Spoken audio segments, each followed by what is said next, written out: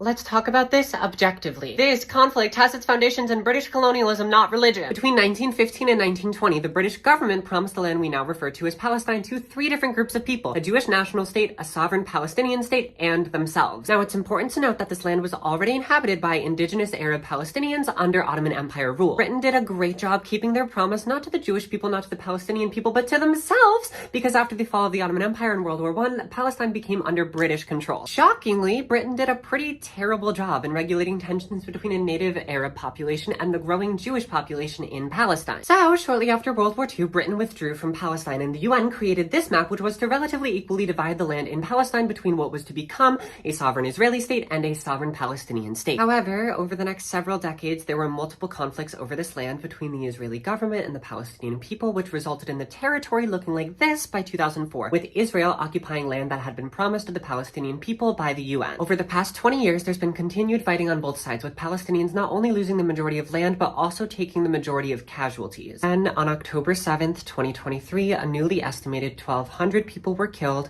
and 240 taken hostage in an attack on Israel. In response, the Israeli government launched and is continuing a bombing campaign in Gaza, which has a population of 47% children. Over 11,000 people have perished already as a result of this ongoing campaign, over 4,500 of which were children. Israel has dropped over 25,000 tons of explosives on Gaza, which is roughly the equivalent of 2 nuclear bombs. Multiple times during this campaign, Israel has cut off power, food, and water to the citizens of Gaza, meaning this bombing is happening largely in a blackout. It's also important to note that hospitals, churches, mosques, and other civilian shelter centers have been used as targets in this bombing campaign by Israel. Lastly, I want to point out that the US and several other major global superpowers are actively funding this campaign. Listen, I am a white girl living in the US who was raised Christian. I should not be your primary source of information on this conflict, and if for whatever reason I am, please use this video as a springboard to do your own research. Listen to people who have vested cultural and geopolitical stake in this conflict. I've tagged several creators below. My stake here is as a content creator who has a responsibility to educate and open dialogue with my largely white queer audience. And as a US citizen, I feel the need to speak up when my country is actively sending funds and military equipment to support